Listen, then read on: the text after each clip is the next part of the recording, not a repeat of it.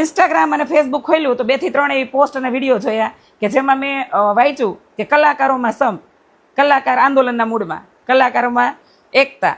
મને હાલો વિચાર આવ્યો કે ચાલો આ વિચાર તમારે હું શેર કરી દઉં કે કેવું કહેવાય કા કલાકારો હપીને રહી છે.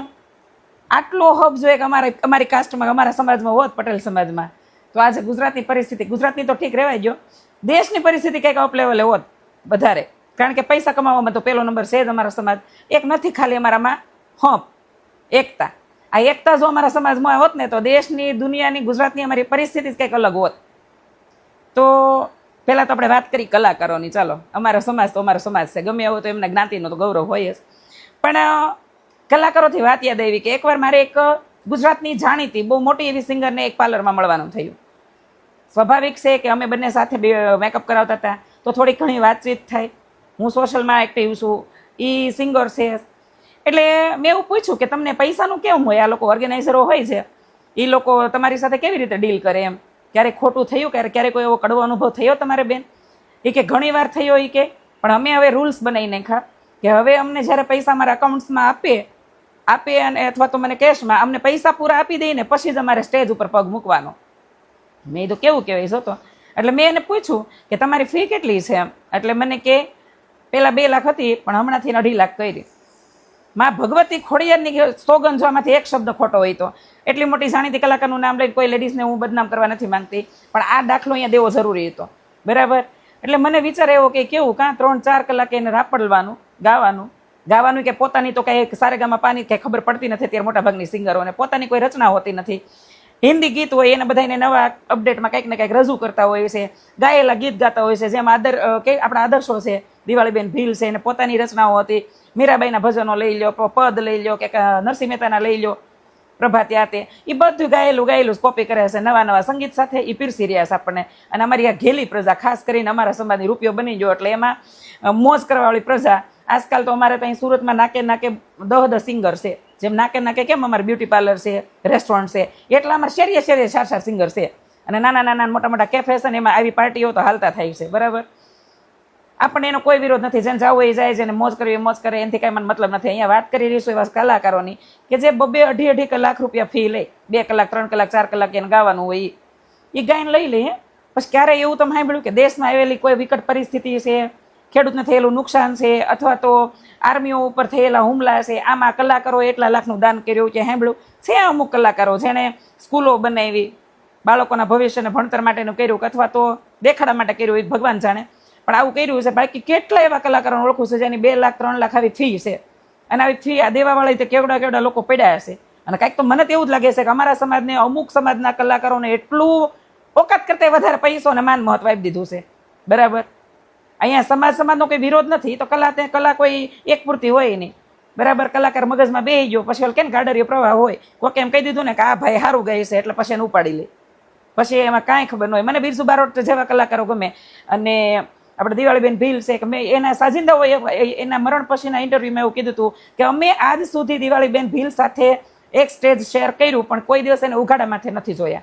લલિતાબેન ઘોડાદરાને લઈ લો, બહુ નમ્રતાથી અને એકદમ સ્વભાવમાં કહે ને કે નમ્રતા, આ બધું દેખાય ગાતા હોય ને ત્યારે. નજર એની નીચે આતે ઘણી એવી અમારા સમાજની કલાકારો છે જે સ્ટેજ ઉપર ઠેકડા નથી મારતી.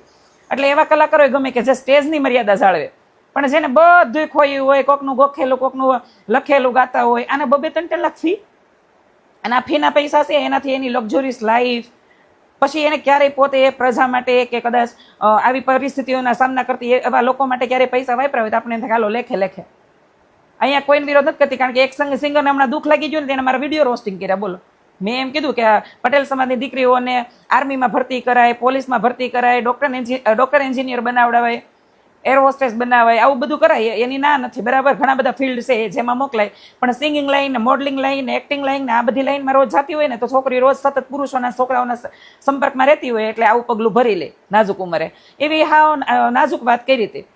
તો એમાં એને દુઃખ લાગી ગયું. બેને તો મારે એક વિડીયોમાં કાંઈ નહોતું, એ વાતનો અર્થનો અનર્થ કરીને એને મારું રોસ્ટિંગ કર્યું. એટલે આમાં પાછું કલાકારોને ખોટું બહુ લાગી જાય. બોલો, હવે કોઈ એમ નહીં કહેતા કે તમે કોકના ગાયેલા ગીત ગાવશો, કારણ કે અમે સોશિયલ પ્લેટફોર્મ પર ને ઘરે વિડીયો બનાવી છે, એમાં અમે યુઝ કરીએ છીએ, બરાબર? અને આ લોકોને એની એવડી ચેનલ એવડા બધા પૈસા આપ્યા, એ પછી ડાયા નથી થઈ ગયા, કોપીરાઇટ મારી દઈએ છે અને સ્ટ્રાઇક મારી દઈએ છે, એટલે એ વિડીયો અમારા ફેલ થઈ જાય છે. પણ હવે તમે મોટા ભાગના એવા ગાતા જ નથી. કોઈ એવા લોકગીત સંગીત એવું કંઈ ગમી ગયું હોય, ગુજરાતી ગીત છે, દુહા તે એની ઉપર વિડીયો બનાવવી ને વાહવા જેવું, હવે તેવું બનાવતા નથી. અહીંયા આ મોરલ ઓફ ધ સ્ટોરી કે સિંગરો પાસે એવડો બધો રૂપિયો આવે, બરાબર, પછી એ રૂપિયો ક્યારેય દેશની એ હાલત કથળેલી હાલતમાં ક્યારેય વાપરતા નથી. વળી પાછા એના દીધેલા સ્ટેટમેન્ટ ઉપર લોકો કોઈ વિવાદ કરે, પ્રશ્ન કરે કે અથવા તો કોઈ કોન્ટ્રોવર્સી થાય તો પછી પાછા આને પાછા સપોર્ટ કરવામાં પાછા કલાકારોનું ઝુંડ હોત ને ભેગું થઈ જાય. એટલે આ વાત ઉપરથી મને વિચાર આવ્યો કે આટલો હબ જો અમારા સમાજમાં હોત તો આજે શિક્ષા છે અને પૈસો છે, પણ જો હપ હોત તો આજે દેશની દુનિયાની હાલત કેવી હોત, કેવો નકશો હોત, વિચારો જરીક. એટલે કલાકારોએ હપ રાખવા માંડ્યા. હવે આપણે શીખવાની જરૂર છે આમાંથી. અને પહેલી વાત શીખવાની એ છે કે આપણા સમાજને એક નમ્ર વિનંતી છે કે દેશને કે ખાસ કરીને ગુજરાતને ક્યાંય ડાયરાની જરૂર નથી. હું હંમેશાની માટે કહું છું કે એને લેવી હશે ને, જો આમાં કહે ને કે ડાયરામાં મળતી સલાહ શિખામણ, આપણા ઇતિહાસ, આ બધું જાણવું છે તો ઝવેરચંદ મેઘાણીએ પુસ્તક આખું લખ્યું છે. અને મારી જેવા એમાંથી જ આ બધું બોલતા શીખાશે અને સમજતા શીખાશે. જેને વાંચીને લેવું છે ને વાંચીને લઈ લે, મોબાઈલમાં બધું અવેલેબલ છે. તો જેને લેવું છે ને જ્ઞાન એ એમાંથી લઈ જ લે. અને પેલું જ્ઞાન તો માની પાસે હોય અને માં પેલી શિક્ષિકા હોય, તો માતા પિતા પાસેથી જ્ઞાન મળી જ જાય તમને. સમાજમાં રહેવાનું, સંસારમાં કેમ રહેવાનું, કોના માટે શું કરી છૂટવાનું, બધું.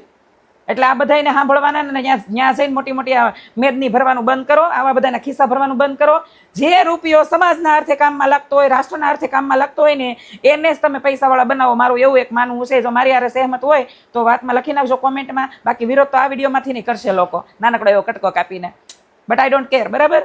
કહેવાનો અર્થ એવો છે કે આમાંથી એક વસ્તુ શીખવા જેવી છે કે હપ બહુ જરૂરી છે અમારા સમાજને ખાસ. અને બીજી વાત એ કહેવાની જરૂર છે કે આવા લુખીનાના ખિસ્સા ભરવાનું બંધ કરજો. એની લક્ઝરીસ લાઈફ એ જીવે છે ને પછી પાછું જ્યારે આપણી માટે કંઈક કરવાનું થાય ને ત્યારે એ નાઈટ કરીને ન્યાન્યાન ઊભા રહી જાય છે. સમજાય એને વંદન. જય માતા.